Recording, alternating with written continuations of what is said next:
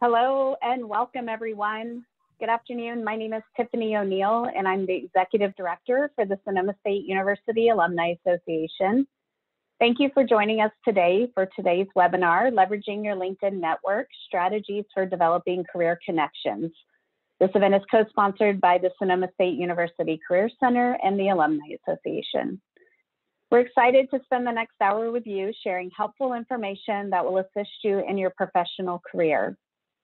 Today's presentation is being recorded and will be available to you after the program. The presentation, along with a post-event survey, will be emailed to you following today's program. We'd appreciate you taking a few minutes of your time to complete the survey to provide feedback on our content. As Chelsea mentioned in the chat, both the chat and the Q&A features are enabled during the webinar. As you think of questions related to the presentation, please go ahead and get them to us in the Q&A feature. We'll have about 15 minutes at the end of the presentation to answer questions that come through today. And also thank you to those who already sent us questions in at the time of your registration. If any comments or technical issues, you can again put those in the chat feature today. I'd like to acknowledge this program was a collaboration between the Career Center and the Alumni Association at Sonoma State University. I'd like to first introduce Audra Verrier, who is our Career Center coordinator and who will be facilitating the Q&A at the end of this presentation. Audra brings a wealth of knowledge to her role and is an advocate for empowering students and alumni to be active participants in their career development process. Next, I have the honor of introducing today's speaker, Katie Russo, who happens to also be an alumna of Sonoma State. And for those of you who joined us on our first webinar, Katie just did a fabulous job. So we're very thankful to have her back with us. Katie serves as the director of the Alumni Career Engagement, is the director there at the University of California, Los Angeles. In this role, she is responsible for creating and delivering all career and professional development programming and resources for UCLA alumni, a population of over 500,000 across the globe. Prior to this role, Katie was an associate director for Partnership UCLA Alumni Career Programs, where she collaborated with UCLA alumni, employers, faculty, staff, and community partners to engage them in professional development opportunities to support students preparing for the workplace and life after UCLA. Before arriving at UCLA, Katie spent 2 years in the Career Center at Colorado State University. Though her career has been focused in career development, she is passionate about first-generation student initiatives, as she is a first-generation alumna herself, as well as diversity and inclusion in the workplace, access and equity, leadership development, and the opportunity divide. Katie is a California native and received her MA in Higher Education Leadership from the University of San Diego. And as I mentioned earlier, she is a Sonoma State alumni and received her bachelor's in Hutchins Liberal Studies. Katie, at this time, I'll turn it over to you. Perfect. Thank you so much, Tiffany and Audra. And welcome, everyone. I'm excited to talk to you about LinkedIn today. And for those that attended our first webinar on job searching, welcome back. I'm excited and glad to have you back for our next session. So let me go ahead and share my screen here.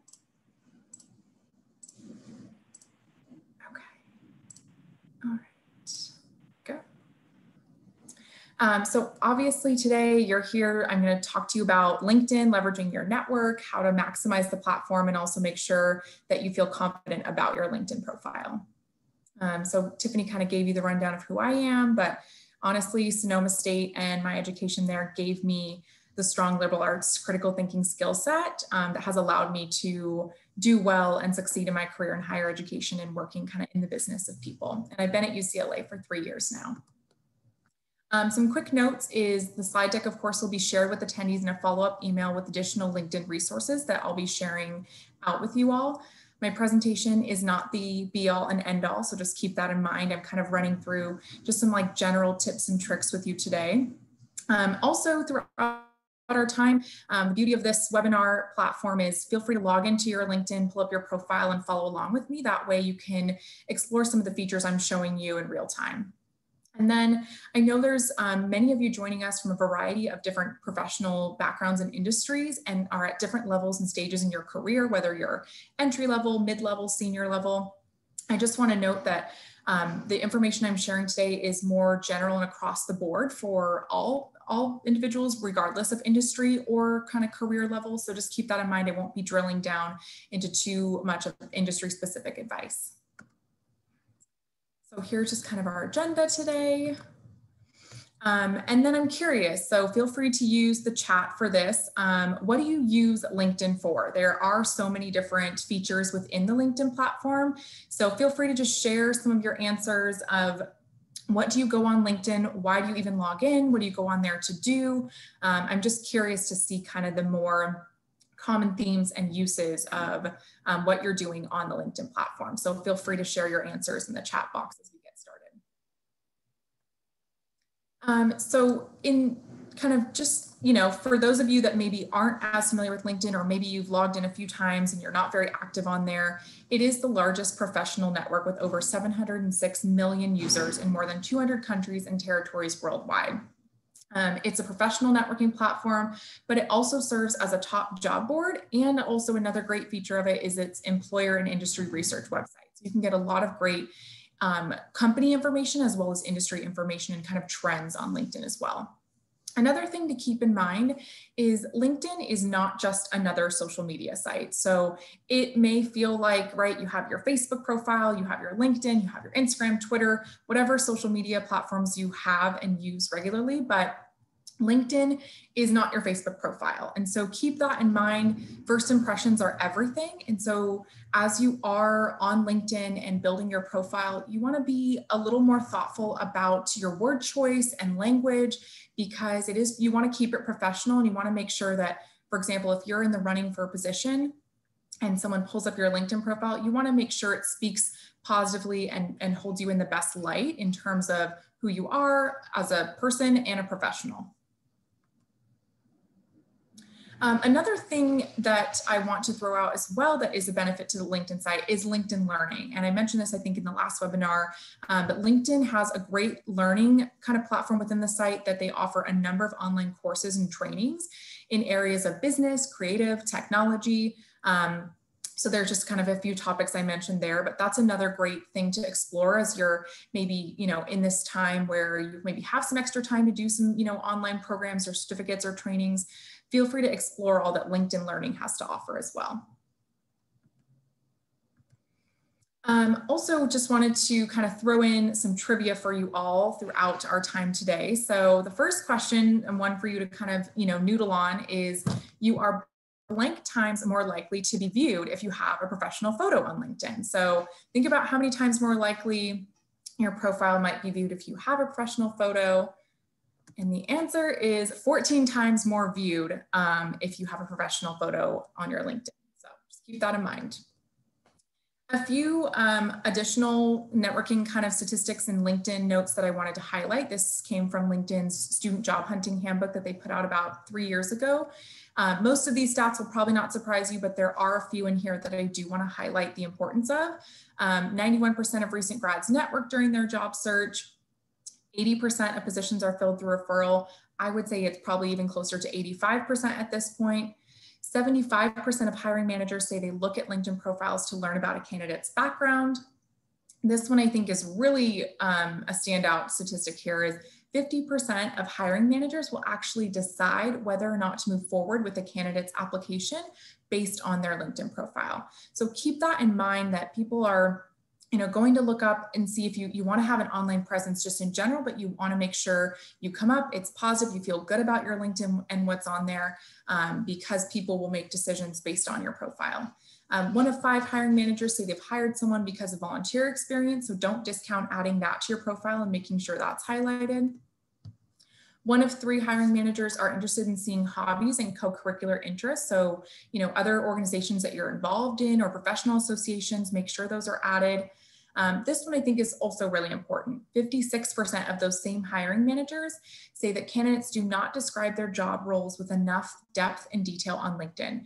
So in your experience section, we'll talk about this a little more later on, but you want to make sure you're giving enough detail to the different roles that you have in your experience section. So not just listing your title and the organization, but making sure that you have written something in the description section so they can get a sense of what did you do in that role? What did you accomplish? What projects did you work on? Things like that.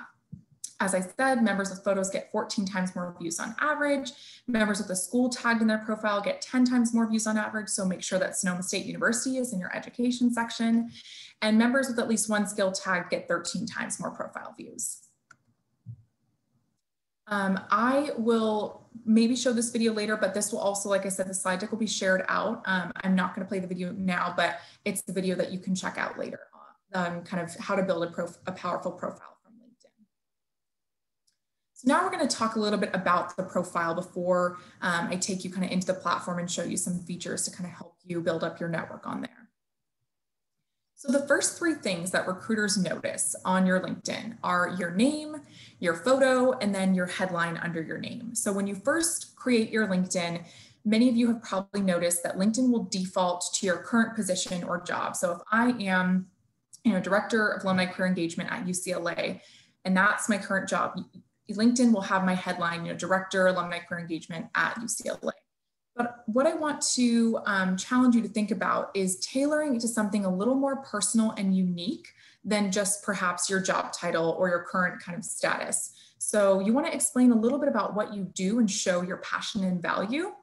That way, if I'm a recruiter scrolling through profiles, your profile with that headline may catch my eye because I can quickly get a sense of, what are you involved in? What work experience do you have? Kind of what's your background? So I gave just a sample one there. Accomplished training and development professional, passionate about technology and lifelong learning. That's just a sample one, but I highly recommend thinking about how to tailor your headline to make it a little more personalized and unique. And this is a great opportunity too, when you're on LinkedIn, is looking at other people's profiles to get a sense of what's in their headline. What did they include? That will help give you ideas for where you might want to take your headline. So here's also a few examples of that in action. So I just pulled 4 from people that I'm either connected to or had seen on LinkedIn that I thought were some great examples of headlines.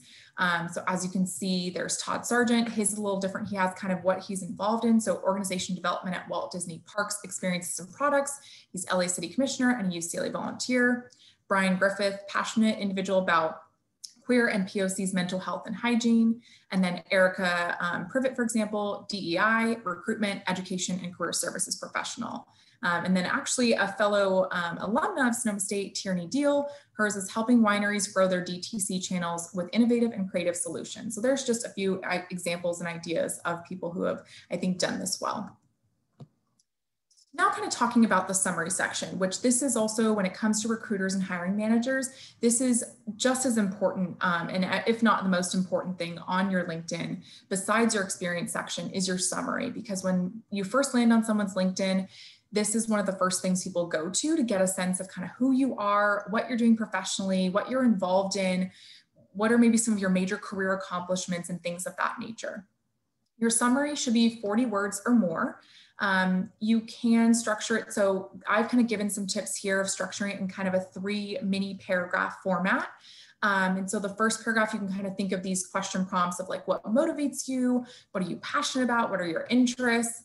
The second mini paragraph is tell us about your professional work experience and leadership roles that you might have had in different associations or organizations. What are your strengths and skills?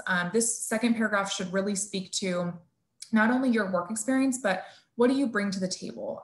What value add do you have for a future employer? And then the third paragraph, if you're potentially here, you don't always have to have something kind of in this third mini paragraph, but it's kind of a what's next. So a prompter, for example, if you're, looking to just network, you're finding your current role, or maybe you're in your current role, but you're open to new opportunities, you could say, I'm looking to continue to build my network with people in my industry, or looking to explore opportunities in a different industry, something like that. So, the third mini paragraph can be maybe like, what's next for you? You also want to include keywords, but not buzzwords. So keep that in mind that Filling your summary with buzzwords of your industry is not what people are looking for. You want to focus, though, on keywords that make sense for the roles that you've had. And you want to focus on career accomplishments. That's really important in your summary section. So highlight all the things you've done and achieved. And it is also a great opportunity for you to showcase your identity and personality a little bit. So whatever you feel comfortable with and whatever that means to you, you can find the opportunity to kind of blend a little bit of showcasing your professional accomplishments and experience while also, kind of weaving in some aspects of your personality, or maybe what you do outside of work, or what you're involved in, or, looking for the best hikes in the Bay Area, or whatever it may be. So you can find opportunities in your summary to showcase your personality. So another trivia question for you all is, you are blank times more likely to be viewed if you have more than one position listed in your experience section. So just kind of simmer on this one and maybe have a number in mind. And the answer is 12 times more likely to be viewed if you have more than one position listed in your experience section. So keep that in mind as you're editing and kind of updating your profile. The other thing I want to encourage you all to do, and I'll show you how to do this when I go into the platform shortly, is to create your LinkedIn personalized URL. So when you first make your LinkedIn, it will default to linkedin.com/in, and then it will be 82469, and your name will be somewhere in that gibberish of letters and numbers that LinkedIn has created for your profile. But you can actually create your personalized URL for your LinkedIn, and that way you can actually include this on your application materials in your header. So up there with your name and email and your phone number, you could have your LinkedIn URL. And so, for example, I've listed mine there at linkedin.com/in and my name. So I'll show you how to do this so that you can all set that up today. Another fun, I think, fact as well, kind of talking about the importance of different sections within your LinkedIn profile, is adding your education can help you get up to blank times more messages from recruiters. And this one actually, before I was putting this together, I did not know this stat, and I thought it was pretty interesting. So it is 17 times more likely to get messages from recruiters with an education, a school in your education section. So pretty powerful stuff. So now I'm going to kind of show you some different things on LinkedIn and how to use the features within the platform. Here.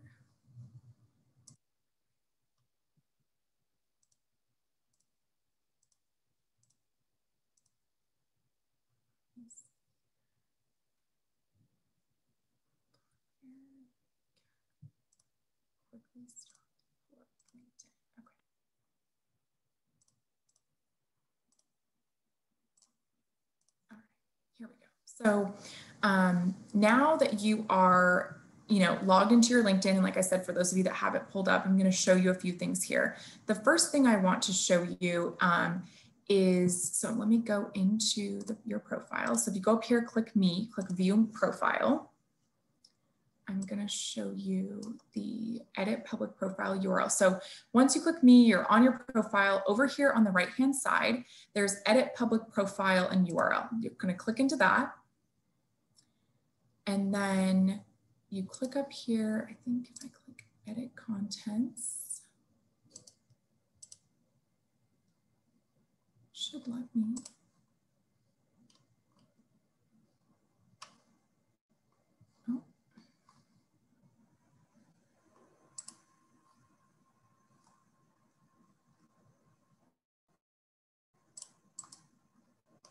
Why it's not, let me see.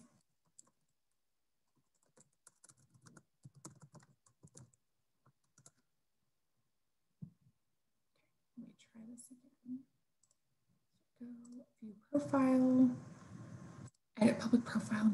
Okay, there we go. Not sure what didn't look before. So click this little pencil, and as you can see, you can type in your first name and last name, or if you're like a John Smith, you might have to do John Smith and like number, first initial, last name, whatever makes sense for you. I always say easiest, I think, is like first name, last name, but you just click that little pencil, type in, it will tell you if it's taken, and if it goes through, you just click save, and then that is your LinkedIn URL. And like I said, then you can just put linkedin.com/in/your name or whatever you have selected there on your application materials. So just wanted to show you that.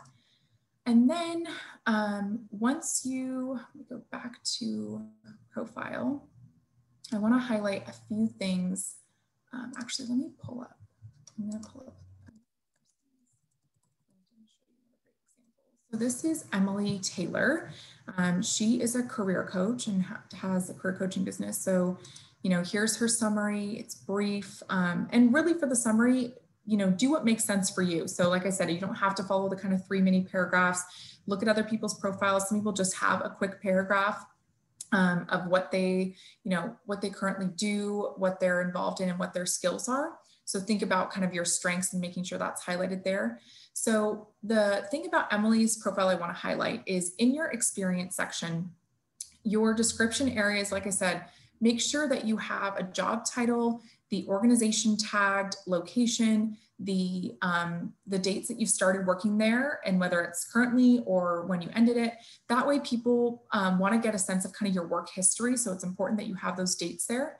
But you want to have a brief description of, as you can see here for Emily. And the nice thing too about the experience section, as you can see, you can add in links for a website that might link to kind of your division at your organization or the work that you do.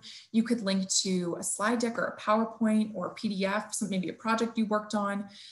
So think about adding any of that kind of rich media to your experience sections as well.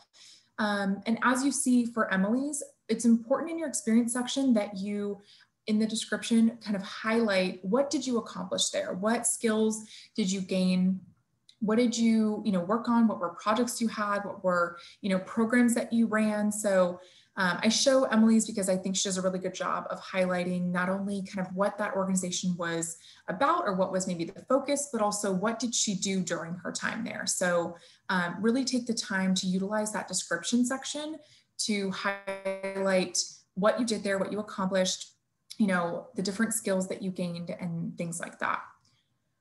So the other thing I want to show you is the alumni tool on LinkedIn. And so I showed this actually in the last one, but it's just as important, especially for people who weren't in the last one. The easiest way to get to this is if you just start typing in Sonoma State University up there in the search bar and you want to click on the one that says it's the school page.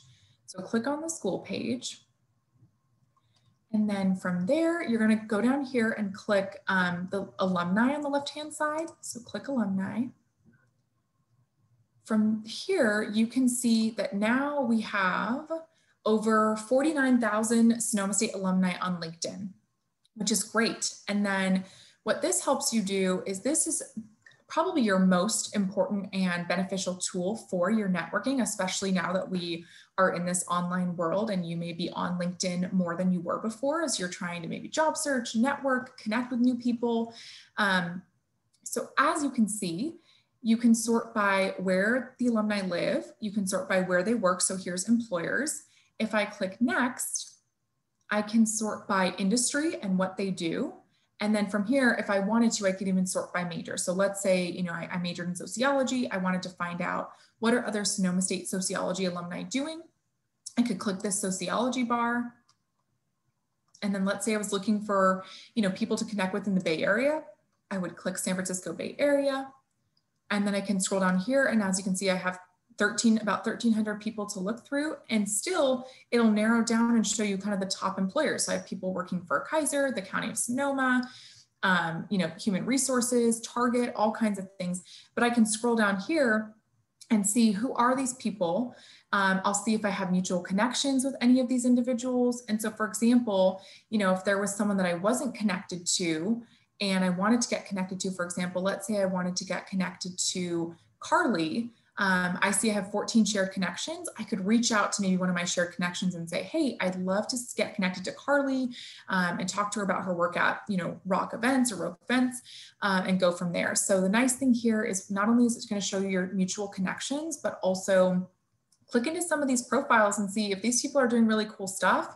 This is a great way to get connected with them, is sending a message and trying to access them on LinkedIn or looking them up on maybe their employer website. And so then let me just show you once again, I highly recommend not only using this alumni tool to find new people to connect with, but also using these filters strategically. So for example, if you click next, depending on the industry that you're in, let's say it's, nonprofit, community and social services. I'm going to click that. I have over 3,000 kind of working in nonprofit. Once again, get a sense of where they're all located. And then I even see those top employers. So you can scroll down here and maybe I can find some new individuals to connect with if I'm seeking a new role in the nonprofit sector. So this is the alumni tool. Once again, you go to the Sonoma State School page, alumni on the left-hand side. Next, we'll give you your industry and major or kind of academic program to look through. The other thing that I want to show you is, especially if you're not connected to people or you have a second or third degree connection with someone, is the Sonoma State, the LinkedIn groups. So you want to search for the Sonoma State University group. And in here, there's 5,000 members and growing. But if you find someone that you're not connected with, or maybe second or third degree connection, try to see, especially if you have the education in common, try to go to the maybe alumni group on LinkedIn or the school group like this one. And you can actually, if you are within the same group as someone, you can message them without the, like first degree connection, you can message them within the group. So you can look through these 5,000 people, and let's say you find someone that you're not normally connected with. If you guys are in a shared group, you can message them automatically. So just something to keep in mind, especially if you're looking for people through the alumni tool and you're finding people that are fellow Sonoma State alumni, see if they're in a shared group with you. And even if you go to their page, you can scroll down at the bottom and you can see groups or kind of pages that they follow, and you can message them in here, no problem. So that's kind of just a tip and little workaround that I actually learned for about a year ago. So something to help there too. The other thing I want to highlight, so let me just go back here.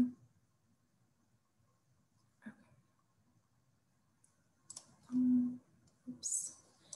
So the other thing I want to show is, once you find people to connect with, you may be wondering kind of how to reach out to these people. So, building your network. So I wanted to share a few, and like I said, I will be sharing LinkedIn kind of resources in the follow-up email with the presentation. But these are just a few, and once again, I'm not going to read them all. I'm just going to kind of go through them, and you'll have access to these within the slide deck. But these are a few kind of sample messages from LinkedIn in one of their resources of sample kind of connect requests you can send based on your level of connection. So this is just a sample for someone that you found on LinkedIn that you've never met, right? You're like, oh, they are, have a really cool job. I'd love to kind of do some type of informational interview or something like that. So here's a sample message for someone you've never met. There's also someone from your past. So let's say you guys work together, or maybe you were classmates and in school together. Now they're working somewhere cool and you saw a job opening there. You can reach out to that, person or kind of colleague that you maybe had met in the past or had a, loose connection with. So someone from your past. And then this is also like someone So maybe it's someone that, you kind of work with, but you don't have a strong relationship with yet. So you can send this message as, hey, I want to be able to get to know you a little better, learn more from you, or that type of thing. So these are really great, especially for when you are finding those individuals on LinkedIn that you want to reach out to, thinking about your level of connection and what you want to gain from that interaction. That's really important too. And I want to highlight that as you're thinking about reaching out to new folks, is you want to be intentional and think about what information are you hoping to gain from this person? What do you hope to learn? And that's really important. No one's saying you need to have that all written out in your connect request, but it is important, for example, in this first one, that you're seeing that they get a little sense of, why do you want to connect with me? What are you hoping to gain from this connection or learn from me? So keep that in mind as you are, writing maybe messages or reaching out for informational interviews. So the other thing I want to show as well is, back on LinkedIn, this is another thing I want to show you all that I think is really important. And sometimes I think when you first kind of make your LinkedIn, you may not be aware of this, but as you are on LinkedIn more and using it for your own kind of goals or needs, you want to think out about your profile viewing options and your settings. So if you go here, click the Me, go down to settings and privacy. And what you're going to do here is you're going to click on visibility on the left-hand side, and you're going to click profile viewing options, this first one. So when you first make your LinkedIn, it will default to your, fully public. So your name and your headline. And from there, as you can see, it's going to have, all my information, Katie Russo, direct, my title, everything like that. You can also select here to do semi-private. So you might have someone at University of San Diego. So I could select that one that shows my education that's tagged. And the other option here is private mode. So you can be a completely anonymous LinkedIn member. The thing to keep in mind is when you are, if you select the private mode and you want to be anonymous, which means you can go look up as many people's profiles, you can look at, all kinds of different people that you might be doing research for. If you're even preparing for an interview and don't want those individuals to know that you're, kind of doing your research, you can go in anonymous mode. But the thing to keep in mind is that if you are in anonymous mode, you won't ever get to see who's viewing you. So it's kind of like, depending on what your needs are, you have to decide. If you care about seeing who's looked at your profile, then you might want to stay in the semi-private or public kind of full name and headline. But if you don't care about who looks at your profile and you care more about, people not getting notifications of, hey, Katie Russo viewed your profile, you can go in anonymous mode. So it just depends on what your needs are, but I just want to show you all that. That's something I didn't realize in the beginning when I first made my LinkedIn, which was only a few years ago. I promise I was never, I had no idea LinkedIn had all of this amazing, I think, power and tools up until a few years ago, and someone kind of was giving you an overview. So, but it's important to think about if you care or want to be more, kind of incognito as you're browsing and looking people up, maybe for your own research or you're kind of building out your profile, you can go into anonymous mode. Okay, so from there, I think, those are kind of the main things. And once again, I'll just kind of show you the other thing that's really important. This is, of course, on my profile. I have my summary. You can also, the new thing LinkedIn has is kind of this featured section. So this is another place besides being able to add media in your experience section. You can add highlights of, presentation or, for example, a program you worked on, website to maybe something you designed, your portfolio, any of that can go in here. And then once again, you can have links to your different websites or things like that. The other thing I want to highlight outside of, your education section and things like that is your skills and endorsements. So it is helpful especially for recruiters and hiring managers, that you want to think about. You'll have 3 that are highlighted here. Think about making sure your colleagues and those who can speak to your work experience and your strengths, ask them to endorse you for those key 3 to 5 skills that you want to make sure people know, Katie brings us to the table. Katie knows career development or student affairs or whatever it may be. So think about asking your colleagues or close friends to endorse you for those ones that you want to make sure are featured first thing in kind of those top 3 as someone's, scrolling through your profile. The other thing that is really important, especially nowadays, are the recommendations on LinkedIn. So if you scroll to the bottom of your profile, think about, if you don't have any yet, it's okay, but think about asking past supervisors, colleagues that you've worked closely with, other peers of that nature, to write a brief recommendation of, what you're about, what you bring to the table, and how, what you may have to offer a future employer. So think about reaching out to people, especially if you don't have any recommendations yet on your LinkedIn. It is helpful for recruiters and hiring managers to scroll down and see there's other people that have vouched for you, because I think that will speak volumes in terms of if you're a candidate for a role and this person is talking about your project management skills or whatever it may be. So I highly recommend thinking about kind of those key people in your professional network to reach out to ask for a recommendation. Katie, we have a couple questions that I think would be relevant right now while you're on your LinkedIn profile. Sure. Absolutely. One is, how can you search more specifically for people based on location or job type in the overall search function of LinkedIn? And then someone had a question regarding the alumni search function. When you were on those pages, they would like to identify alumni who have a certain degree, like environmental studies, for example. Okay, yeah. So I'll do your second question first, and then I'll go back to showing the search for the more broad location and industry. So if I go back here to Sonoma State University, the school page, for the person that kind of asked. So once again, I'm going to alumni.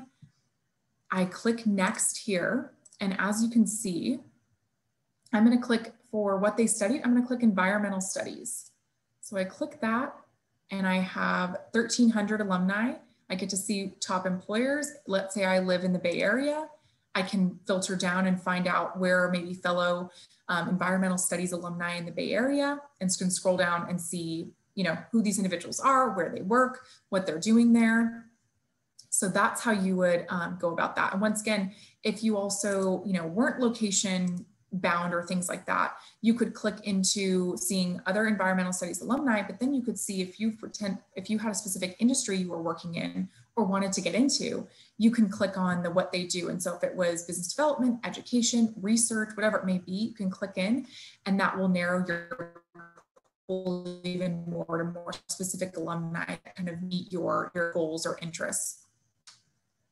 So that's how you do that. And the second thing, so let's say you're looking for marketing, like people who work in marketing. So I can click here. I'm going to click people first, and then I can start sorting it here. So if I want to click, to see kind of who's in my own network, that'd be first. If I want to find people that might be a second degree, so we have like a mutual connection, I'd click that. You could even type in a company. So let's say you wanted to look for people who worked worked in marketing at a specific organization. You can search for that company. It'll obviously show you some top ones here. And then from there, as you mentioned, Audrey, I can search by location. So if I'm looking in the Los Angeles area, I can search for individuals that work in marketing in LA.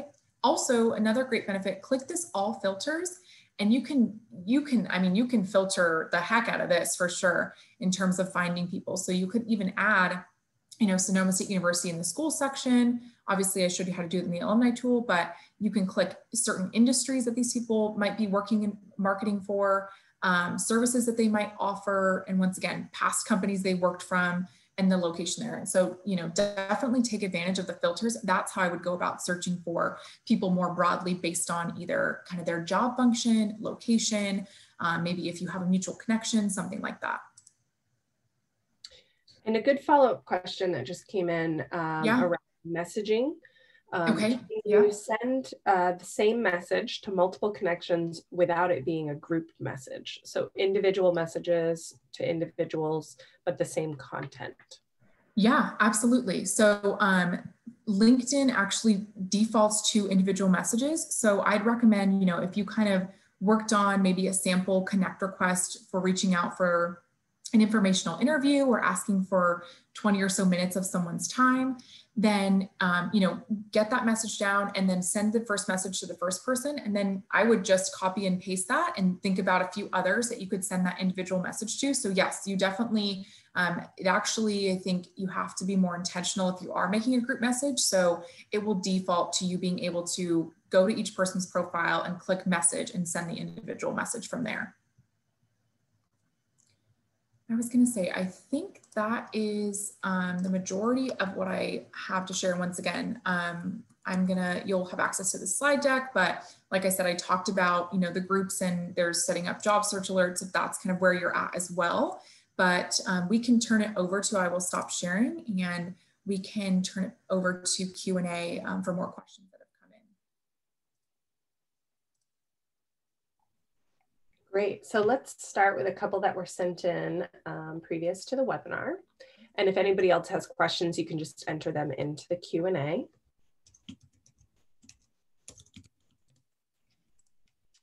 So let me see, I just slide my screen over here.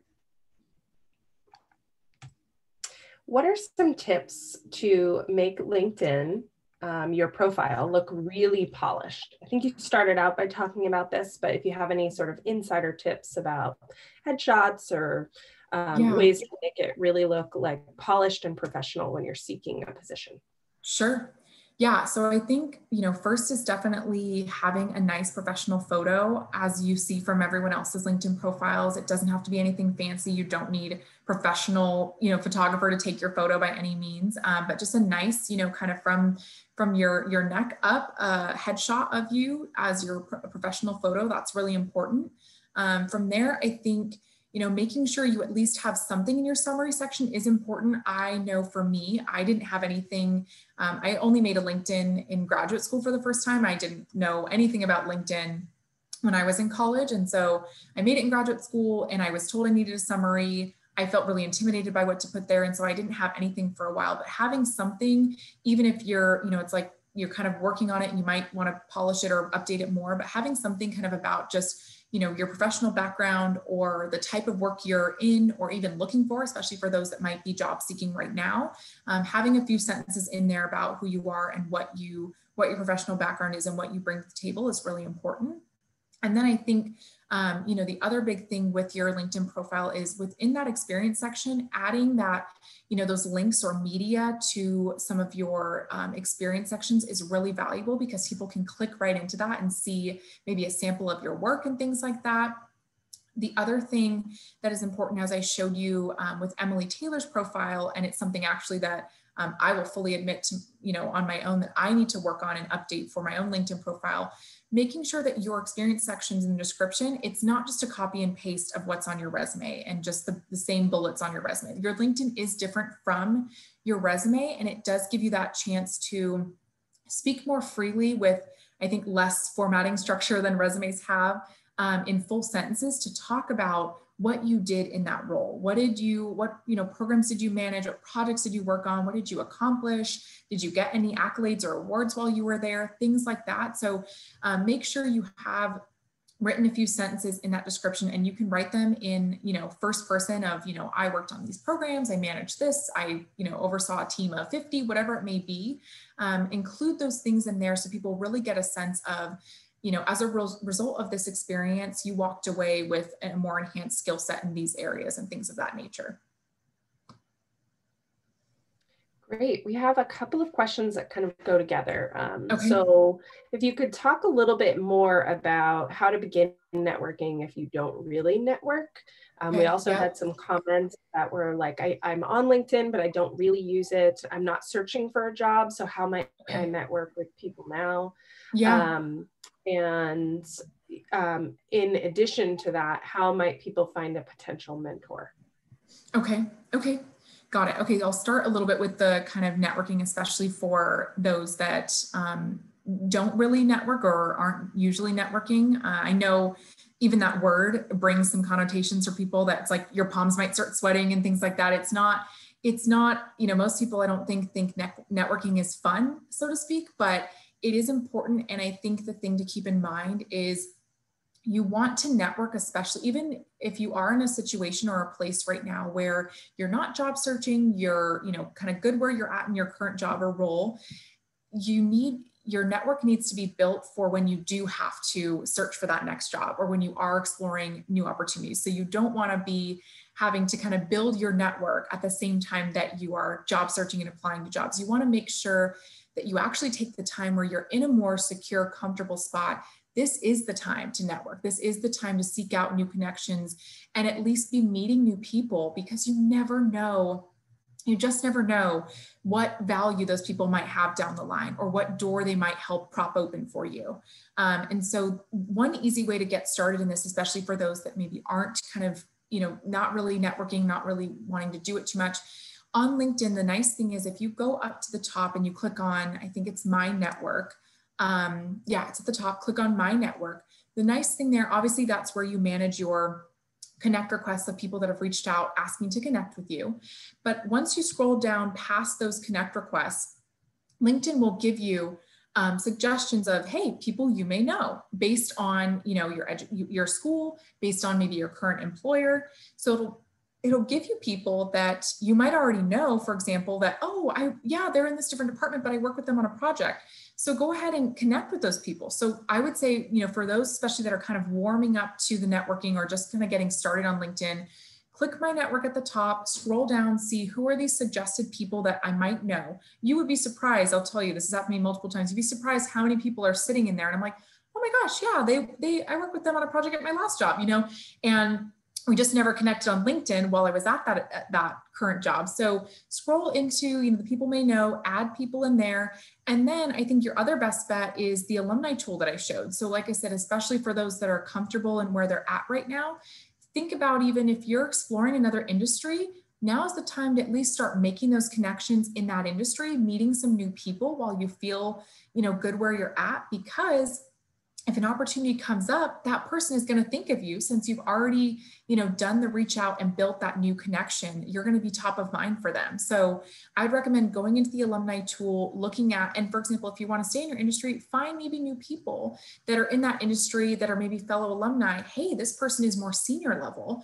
Maybe I can ask for an informational interview and learn, what are some trainings or programs or conferences you went to that would benefit me and where I'm at in my career. So all kinds of things you can get into there. As you can tell, I mean, LinkedIn, I think it's awesome, and I'm like a completely LinkedIn nerd, self-professed, but the alumni tool, I think, will be your best friend when it comes to starting to kind of build those warm connections and new relationships.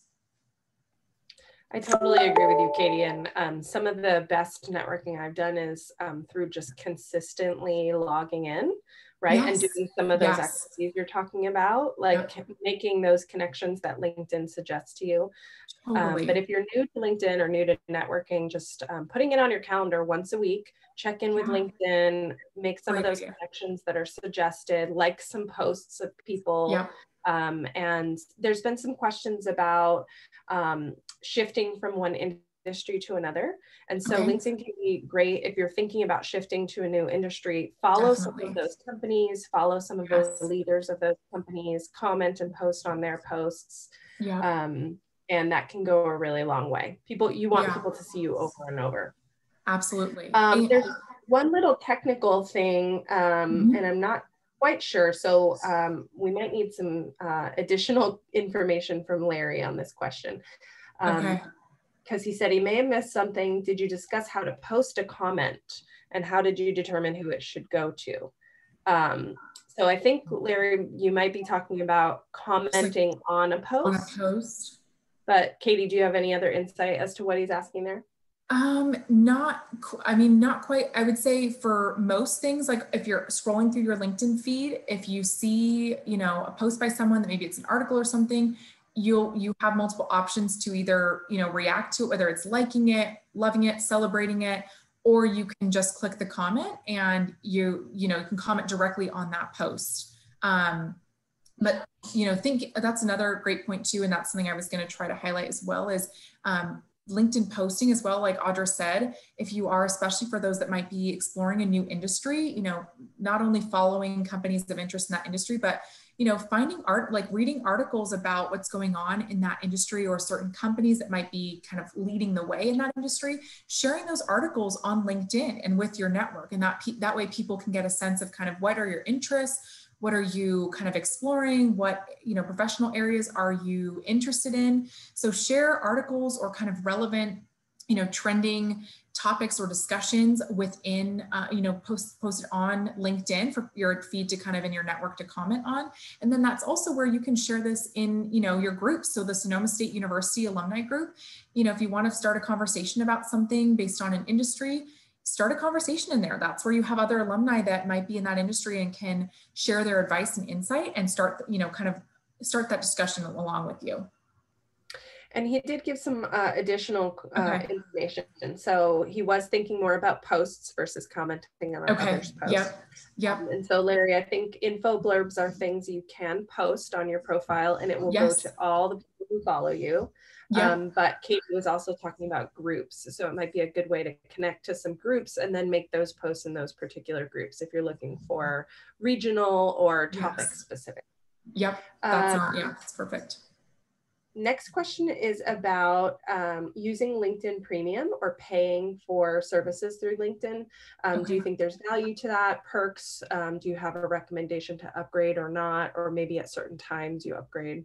Yeah, that's a good question. So I think you know, LinkedIn offers a lot to you as a user just on the free platform and not having a premium account. So my answer to that is I definitely don't think you need a premium LinkedIn account to benefit from I think so much of what the platform has to offer. I actually have only had a premium account for about 3 or 4 months now. I never had one before that. And I now have it based on my job. That way I can, you know, find more alumni and things like that. So it makes sense for my role. But for most of you, having the free account, you can still benefit from so many of the features. I think if you are kind of really wanting to, you know, get into the nitty-gritty of your job search and networking, you could think about upgrading. If you're maybe kind of really focusing on your job search, it might be worthwhile to explore upgrading to premium, because you can get some more features in terms of, like, you know, being put in the top 10% of the applicant pool, you know, if you're doing the LinkedIn Easy Apply for job postings on there. So there are some job seeker benefits to an upgraded LinkedIn plan that you could explore. But my overall answer is I don't think that the premium is necessary. There are some benefits that make sense for, you know, based on kind of where you're at in your career development or career kind of stage, but there's so much on there that you can benefit from just the normal LinkedIn plan. Great, we have some more specific questions now. Okay. So one individual does freelance work in events specifically. So some events are 1 day or 2 weeks, a couple months. Okay. They're wondering, should I list all of the jobs that I've done as a freelancer? I'm afraid too many jobs doesn't look good, and it may seem overwhelming, but each job that they've done shows certain experiences and skills. Yeah, that's a really good question. I think my gut answer on that one would be, I think maybe you could have two sections in your experience that cover this freelance, like all these different events that you've worked on, and maybe thinking if you can categorize them a little bit. And so maybe if you know, certain ones were more celebratory events, or if it took a certain level of planning or, you know, full scale teams involved, maybe having a section that kind of highlights that. And in the description, I think you can have, you know, dates for those events. You can list the event, what was kind of involved in that. And then maybe in the, you know, the next item within that experience section, it's maybe the theme number 2 of, like, what type of events, what was required of you and maybe your team or your staff. And then you can kind of once again list the dates, what type of events, you know, what you were managing and overseeing. So yeah, I think it makes sense to kind of try to condense them a little bit. I agree with that person, and it may look a little funky to people if they're just seeing like all these different things as more like one-off. So I would say if you could find a way to kind of condense them and categorize them, and then highlight them in the description of, you know, the date, what type of event was, and things like that. I think that would make the most sense. Great, I totally agree, Katie. Okay, the next question is from Ashley, and she's wondering if you have any recommendations for using LinkedIn if you're applying to graduate school. Ooh, yeah, okay. Definitely. So I think the nice thing, if you're applying to graduate school, you can go on, if you have certain graduate programs that you're exploring, I would go on to the school pages on LinkedIn. So, you know, type in, let's say it's, you know, NYU. So type in New York University, you can look up and see. So for example, you know, you probably have that specific program in mind. I would go into the alumni tool and I would find NYU alumni that have, you know, done that academic program, that graduate program. And so I would search in kind of what they studied. I would look and see, like, where are these alumni of that graduate program? Where are they working? Like, what are, you know, some of those destinations and top employers of where the alumni of that graduate program have gone on to. I think that gives you a sense of, you know, what is out there for you with that master's or advanced degree. So I would definitely go and follow the schools of interest that you're exploring graduate programs. Look and see also, I think the nice thing about the school pages is you can see in the about part, what's trending, what's in the news, what's going on at that school. Are those things that, you know, did they update their mission statement? Did they just conduct this type of research? Are those things that resonate with you and kind of what you're about? and then just see kind of, once again, besides the alumni, what are people saying about the school, and kind of keep the news and updates from that school on your feed. But definitely, I would say going on the school pages and seeing where alumni have gone of that program that you're wanting to apply to is one of the best things that you can use LinkedIn for.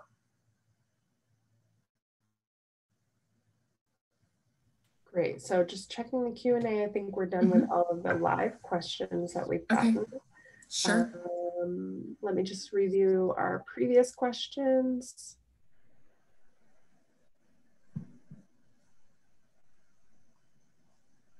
I think we already covered this, but maybe you know something I don't. The question was about how to use the free and fee-based LinkedIn groups. So is there some kind of access you get through premium to groups or courses that you wouldn't have otherwise? That's a good question. And not that I know of, but as I answer this, I will say, like, I would definitely have to double check on this. So don't hold me to this. As far as I'm concerned, even now that I have a premium account, my access to groups, nothing's changed there. I also haven't experienced like any crazy new perks within the groups. So I don't believe there's any type of fee-based, setting switch or anything like that if you're paid LinkedIn Premium versus free LinkedIn. But that's just off the top of my head. I would have to double check that for sure.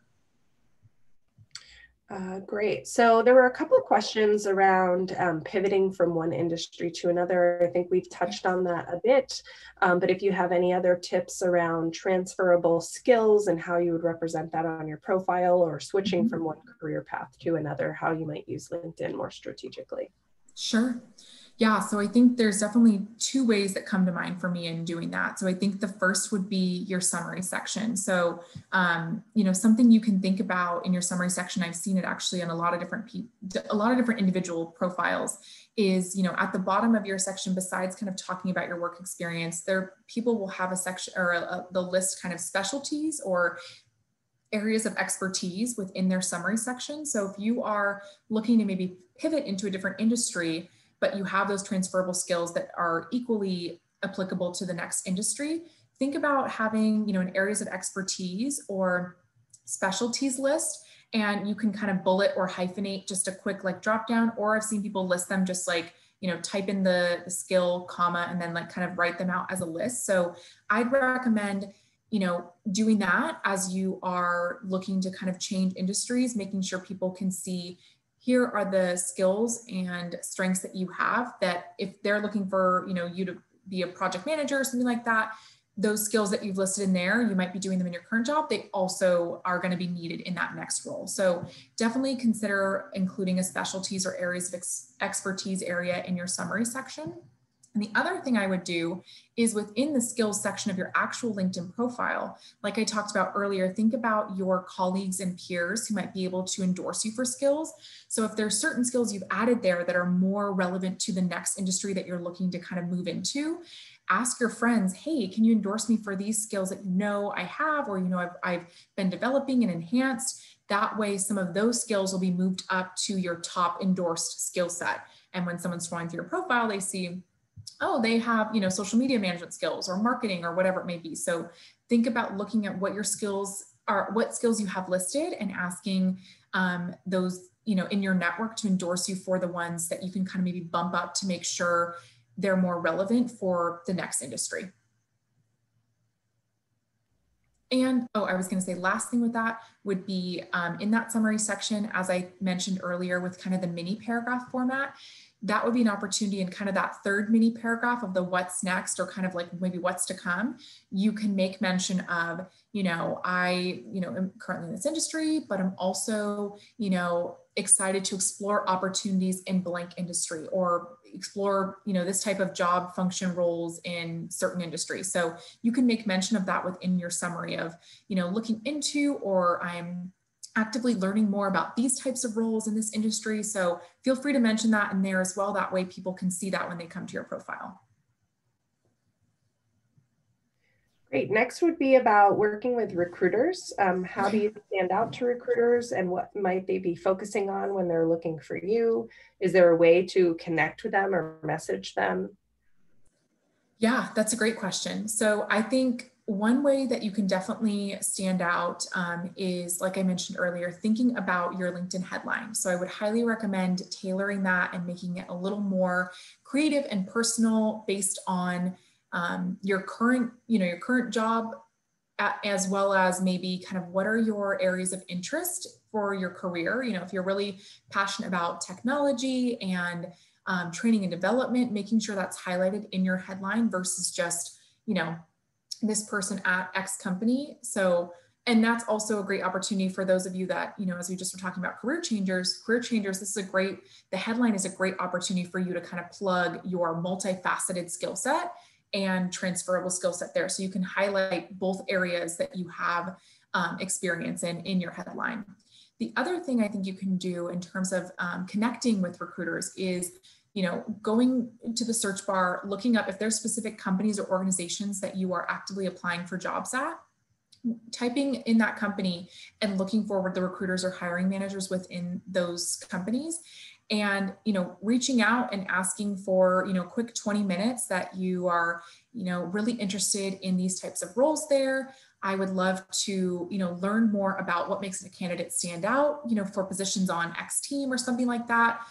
Once again, you aren't always going to get a response, and so just keep that in mind. I would say probably for every 10 LinkedIn messages you might send to recruiters, you may get, or even LinkedIn members in general, you may get 1 or 2 responses out of 10.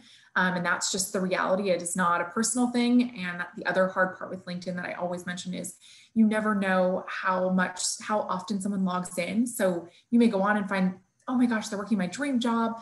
They may log in twice a year if they're, in a good place with their career. So you just never know, if they may have not even seen your LinkedIn message yet. So don't get defeated in that sense. But the more I'd say, think about strategic people to reach out to, send those messages to recruiters to ask for 15, 20 minutes. What are some things that might help me stand out? What resume, tips can you give me? And, like I said, there are some people, especially recruiters, who are on there all the time. And if you have a, gentle and compelling enough message, might be willing to say, sure, like I can hop on the phone for 15 minutes. And they may quickly look at your LinkedIn and say, actually, this candidate might be, someone that I want to talk to down the line. So that would be how I would go about it. Really great tips. And I just wanted to highlight one thing you said is don't get defeated, because I have people ask me those questions all the time. Like, I sent a message on LinkedIn and nobody got back to me. And you're right. Some people only check LinkedIn once a year, twice a year, once a month, or they might even log in and not see their messages. So don't take it personally. It is not about you. Yep. Yeah. I can't stress that enough. Like I know that I'm on it every day, and I know that is far from the norm. And so I have to keep that in mind. And I always am telling students and alumni that I work with that are, reaching out to people. You may have felt so confident about your message, and you might have a fantastic message, but the person hasn't logged in 6 months. And so it's not you just don't know. But send those messages, because for every 10, you may get 1 bite, and that 1 bite can lead to something. So stay, hopeful and optimistic. Totally. And the opposite is true too. You might be the person who hasn't logged in for a month, and suddenly you see that you have 10 messages that you haven't replied to. Don't be afraid to reply to them, even if it's a late reply. That can still offer you opportunities. I am guilty of that. Yep, totally. Yeah. Any last thoughts or comments? We don't have any other questions at this time. Okay. I don't think so. I think, like I said earlier, LinkedIn, there's a lot of power within the platform. So I would encourage you, especially for those that, I'm not really networking. I don't need to network right now. I'm good at my job. Just like Audra said, set aside 15, 20 minutes, per week, whether it's, at the end of a workday, or maybe it's on a Sunday morning, you're up with your coffee or something like that. Log in, look at your feed, go into the network, say people you may know, send some of those connect requests. You just never know. And so I think the more time you are willing to explore and kind of invest in building up your profile and connecting with people, you'll be surprised the benefits that just kind of unfold within the platform once you spend a little more time getting more familiar with it and feeling more comfortable. That's just from my experience myself. I remember making my profile, and people told me, you need to have a LinkedIn. I made it.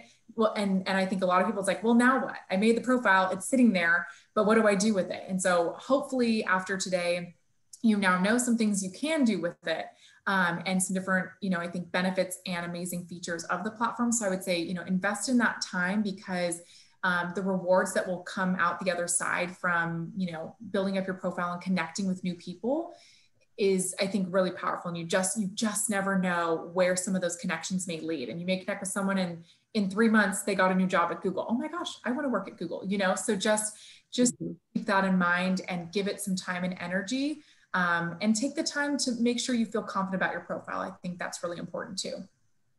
Great. Thank you so much, Katie. You offered some wonderful insights and really great next steps for folks. There were also some things that I answered in the chat, and so people can review that. And we will be sending out content, including the recording and your slides afterward.